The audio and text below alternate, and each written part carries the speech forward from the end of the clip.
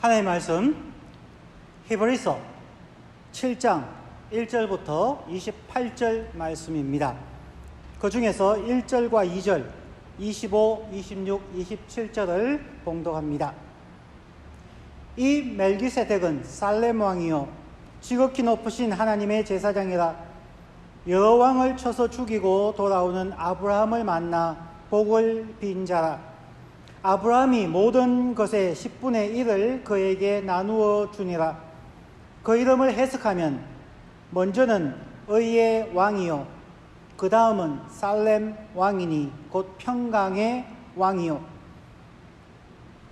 그러므로 자기를 힘입어 하나님께 나아가는 자들을 온전히 구원하실 수 있으니 이는 그가 항상 살아 계셔서 그들을 위하여 간구하심이라. 이러한 대제사장은 우리에게 합당하니 거룩하고 악이 없고 더러움이 없고 죄인에게서 떠나 계시고 하늘보다 높이 되신이라. 그는 저 대제사장들이 먼저 자기 죄를 위하고 다음에 백성의 죄를 위하여 날마다 제사 드리는 것 같이 할 필요가 없으니 이는 그가 단번에 자기를 드려 이루셨음이라. 아멘. 오늘은 2020년 7월 19일 주일입니다. 히브리서 설교 14번째 시간으로 히브리서 7장에 대하여 함께 생각해 보겠습니다. 오늘은 역사의 진실에 대하여서 역사적 진실의 상대성과 절대성에 대하여 생각을 해보며 설교를 시작하겠습니다.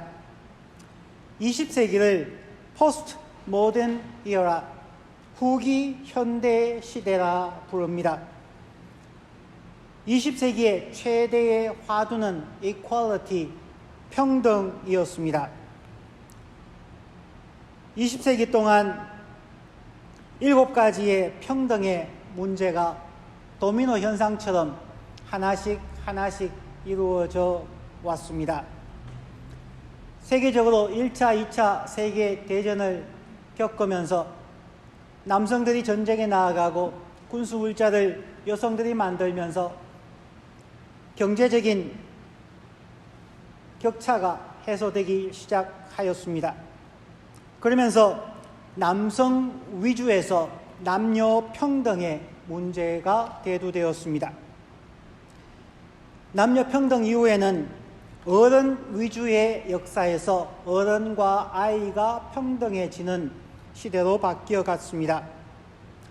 세 번째는 백인 위주의 역사에서 백인과 유색 인종 사이의 평등의 문제입니다. 요즘 Black Lives Matter이라는 부분도 이 흐름의 한 부분이라 하겠습니다. 네 번째는 기독교 중심의 역사에서 모든 종교의 평등을 주장하는 시대로 바뀌었습니다. 다섯 번째는 태아 위주의 역사에서 태아와 산모의 건강의 평등, 즉 낙태 문제가 대두되었습니다. 여섯 번째는 이성애자 위주의 삶에서 이성애자와 동성애자의 평등, 즉 동성애의 문제가 20세기 후반에 활발하게 진행되어졌습니다.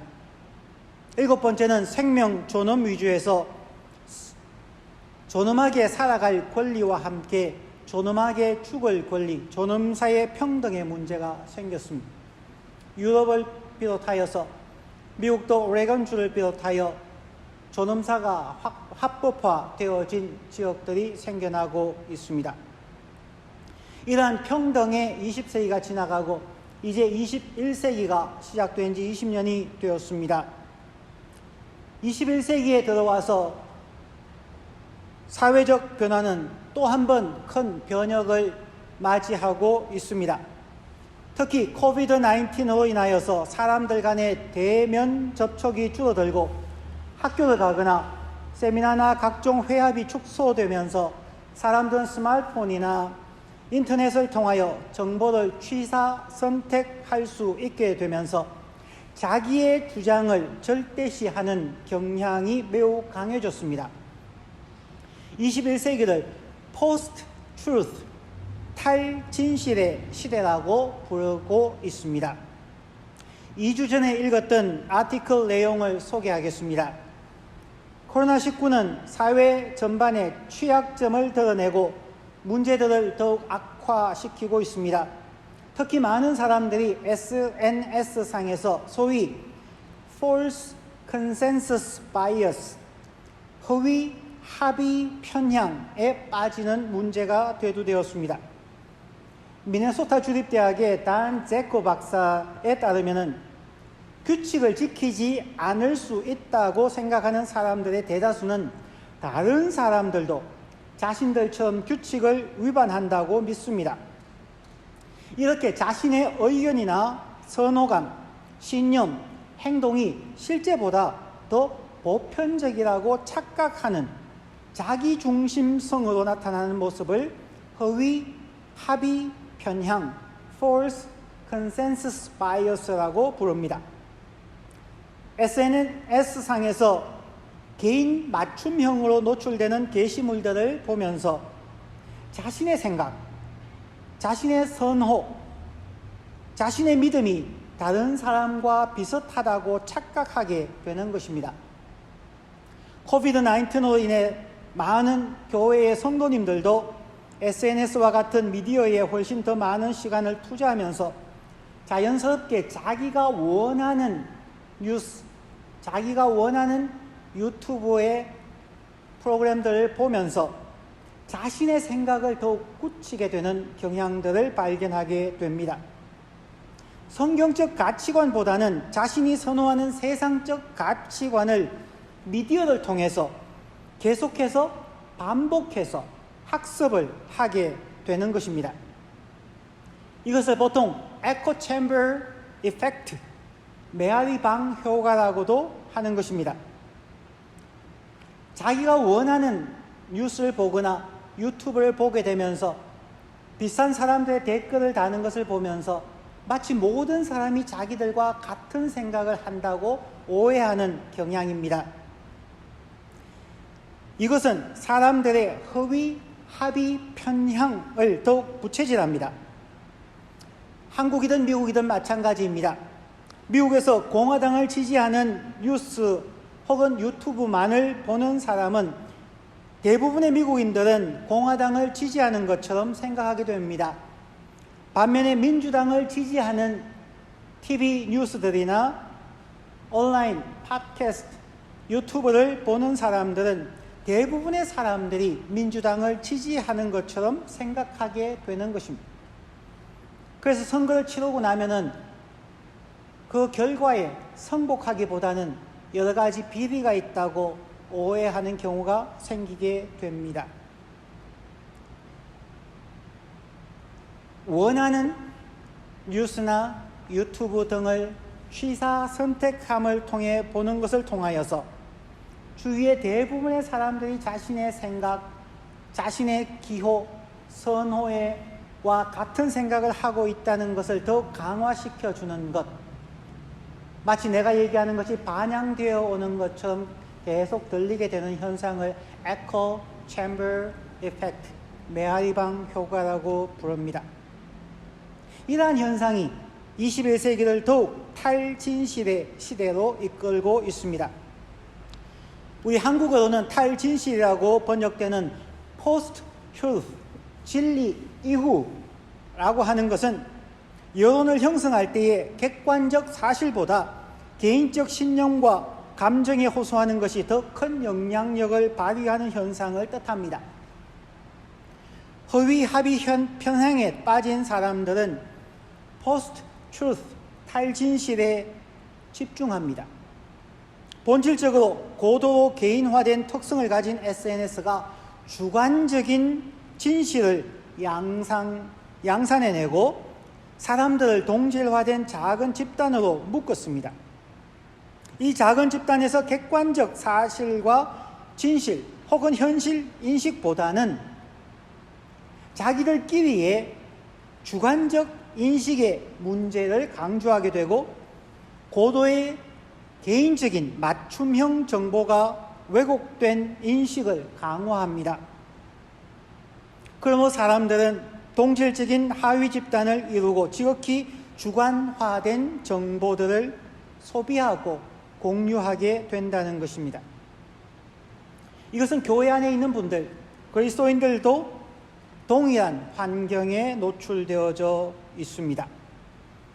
교인들도 코비드-19으로 인하여서 사회생활을 제한받고 더 많은 뉴스와 인터넷을 통하여서 자신들이 선호하는 프로그램을 봄에 따라서 진실보다는 자기가 원하는 그리고 자기가 선택한 뉴스 채널들을 통하여서 자기의 주관적인 진실을 더욱 강화하는 시대를 살고 있다는 것입니다.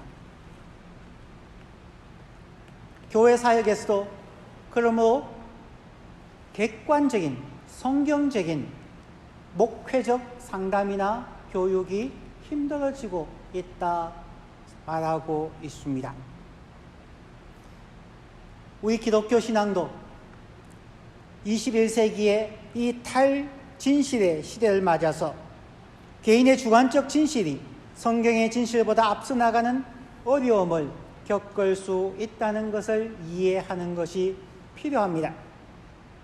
예수 그리스도는 이러한 탈진실의 시대에도 어제나 오늘이나 영원토록 동일한 분이시며 동일하게 의의 왕이요 영원한 대제사장임을 오늘 히브리서 7장은 강조하고 있습니다. 오늘 본문에서 두 가지를 생각을 합니다. 첫 번째는 예수 그리스도는 의의 왕이요 평강의 왕입니다. 1절과 2절을 다시 읽습니다. 이 멜기세덱은 살렘 왕이요 지극히 높으신 하나님의 제사장이라 여러 왕을 쳐서 죽이고 돌아오는 아브라함을 만나 복을 빈 자라. 아브라함이 모든 것의 10분의 1을 그에게 나누어 주니라.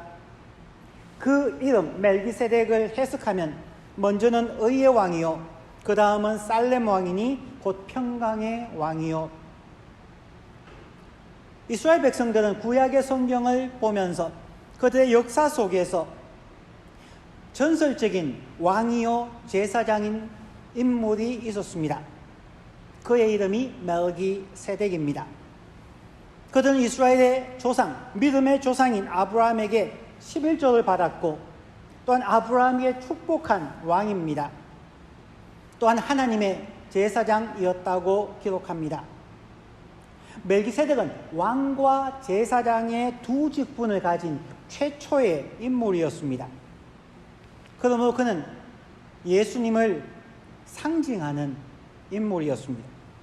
구약에서는 왕이나 선지자나 제사장은 따로따로 선출되었기에 두 직분을 가진 자는 멜기세덱이 최초였습니다. 또한 멜기세덱의 이름에서 세덱 혹은 자덱이라고 하는 히브리어는 의, righteousness의 뜻입니다. 즉 그는 의의 왕이었으며 살렘 왕, 샬롬이라고 하는 즉 평강의 왕입니다. 이 모든 것, 의의 왕이요 평강의 왕이라는 것은 모두 예수 그리스도의 메시아적 직분을 부르는 이름입니다. 구약시대 믿음의 조상인 아브라함의 시대부터 멜기세덱은 메시아의 상징처럼 생각되어져 왔습니다. 히브리서 저자는 이러한 유대인의 역사를 가진 초대 교인들에게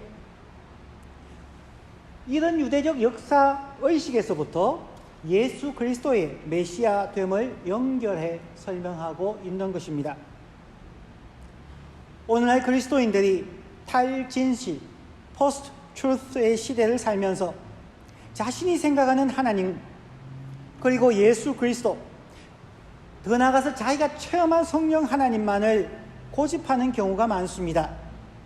그러나 예수 그리스도는 수천 년 동안 내려오는 역사 속의 그리스도이며 오래전부터 기도하며 고대해왔던 예언의 성취로 이 땅에 오셔서 메시아의 직분인 왕과 선지자와 제사장의 직분을 온전히 성취하신 분입니다.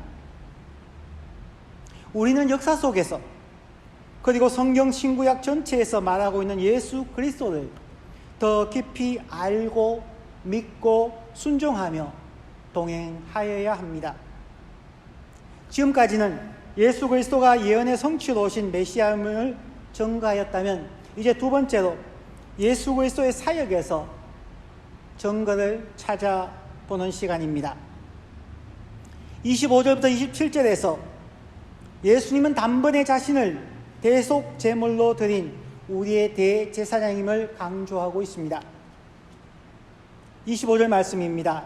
그러므로 자기를 힘입어 하나님께 나아가는 자들을 온전히 구원하실 수 있으니 이는 그가 항상 살아계셔서 그들을 위하여 간구하심이라. 이러한 대제사장은 우리에게 합당하니 거룩하고 악이 없고 더러움이 없고 죄인에게서 떠나 계시고 하늘보다 높이 되시니라. 그는 저 대제사장들이 먼저 자기 죄를 위하여 제사하고 다음에 백성의 죄를 위하여 날마다 제사 드리는 것과 같이 할 필요가 없으니 이는 그가 단번에 자기를 드려 이루셨음이라. 구약시대에는 제사장들이 양이나 소와 같은 짐승들을 제물로 삼아서 자신들의 죄와 백성들의 죄를 위하여 하나님께 제사를 드렸습니다. 구약시대의 제사장들은 반복적으로 그들의 죄를 용서받기 위하여 제사를 드렸습니다. 그러나 예수 그리스도는 단번에 자기를 드려 once for all, 단 한 번으로 영원을 지배할 수 있는 그러한 제사를 드려서 우리의 죄를 사하시는 대속의 십자가를 지셨습니다. 죄의 삭은 사망이라는 말씀처럼 모든 사람의 죄의 결과에 대한 책임은 사망을 경험하는 것이었습니다. 그러나 구약의 제사장들은 자신들이 사망을 경험하는 것이 아니라 짐승의 사망을 집행하는 퍼포먼스를 하였습니다. 그들도 죄를 짓고 연약한 모습으로 살아가는 사람들이었기에 다른 사람의 죄를 대신해서 죽을 수는 없었습니다. 그러므로 히브리서 7장 26절에서 말합니다. 이러한 대제사장 예수 그리스도는 우리에게 합당하니 먼저 거룩하고 악이 없고 더러움이 없고 죄인에게서 떠나 계시고 하늘보다 높이 되시니라 말합니다. 그 자신이 흠이 없고 죄가 없으신 예수 그리스도, 그분 자신이 하늘보다 높이 계신 창조주이시기에 우리 모든 죄인의 죄를 대신 감당하시고 십자가에 직접 죽으심으로 단번에 우리의 죄를 사하시고 하나님의 자녀가 되게 하셨습니다. 이제 더 이상 짐승을 죽이는 제사는 필요하지 않게 되었습니다. 그러기에 바울 사도는 오늘날의 제사의 특징, 예배에 대하여서 로마서 12장 1절과 2절에서 이렇게 말합니다. 그러므로 형제들아, 내가 하나님의 모든 자비하심으로 너희를 권하노니 너희 몸을 하나님이 기뻐하시는 거룩한 산 제물로 드리라. 이는 너희가 드릴 영적 예배니라. 너희는 이 세대를 본받지 말고 오직 마음을 새롭게 함으로 변화를 받아 하나님의 선하시고 기뻐하시고 온전하신 뜻이 무엇인지 분별하도록 하라. 예수님은 우리의 대속 제물로 죽으심으로 우리를 대속하셨습니다. 여기에서 대속에 대하여 잠시 생각하므로 바울 사도가 왜 로마서 12장 1절 2절에서 우리 몸을 거룩한 산 제사로 드리라고 했는지를 이해해 보도록 하겠습니다. 영어에서 대속을 atonement라고 말합니다. atonement는 세 부분으로 나누어 볼 수 있죠. 첫 번째는 at, at. 두 번째는 one, one. 세 번째는 ment, M-E-N-T입니다. M-E-N-T는 명사를 만드는 전미사입니다. government, 정부라고 하든지 management라고 하든지 MENT가 들어가면 명사형입니다. 그리고 앞부분에 있는 at 하는 것은 어떤 특정한 지역, 시간을 의미합니다. 그리고 원은 하나라는 의미입니다. 즉 예수 그리스도의 대속은 단순히 우리의 죄를 대신 지고 우리를 용서하심으로 천국에 가게 하는 것이 아니라 그것을 포함하지만 하나님은 우리로 하여금 하나님과 예수님과 성령님과 하나가 되게 하는 목적을 가지고 있다는 것입니다.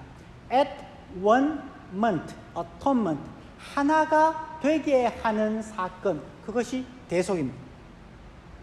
기독교의 신앙은 하나님과 하나 되는 연합이 궁극적 목적입니다. 우리가 하나님의 형상을 회복하고 그리스도의 장성한 분량까지 자라감을 통하여서 하나님과 연합하는 것, 그것이 대속의 목적입니다. 그러므로 이제 건강하고 지혜롭게 살아서 우리의 일상의 삶을 통하여 하나님의 선하시고 기뻐하시고 온전하신 뜻을 분별하며 그리스도인답게 그리스도와 함께 살아가는 것이 진정한 영적 예배입니다. 우리에게 있는 영원한 대제사장 예수 그리스도는 오늘 본문 25절에서 말씀하시듯이 그가 지금도 항상 살아계셔서 그들을, 즉 우리를 위하여 친히 간구하고 계심을 믿고 담대하게 주님과 동행하며 살아가야 합니다. 우리 안에 계시는 성령 하나님도 우리를 위하여 말할 수 없는 탄식으로 기도하시며 우리를 격려하고 우리에게 힘을 주시며 함께 동행하십니다. 현재와 같은 코로나 바이러스 팬데믹의 시기, 그리고 포스트 모더니즘, 평등의 시대의 20세기와 21세기의 포스트 트루스, 탈진실의 시대를 살아가는 우리들이 세상의 풍조에 휩쓸리지 말고 영원한 진리 되신 예수 그리스도를 주로 삼아 의와 평강의 삶을 그리스도와 함께 살아가야만 하겠습니다. 우리는 비록 연약하지만 우리 안에 계시는 성부, 성자, 성령 하나님의 축복하심과 역사하심을 성도 여러분의 삶 속에서 체험함으로 우리의 믿음이 더욱 자라가고 그리스도와 연합하는 우리의 삶이 되시기를 간절히 축원드립니다. 기도하겠습니다.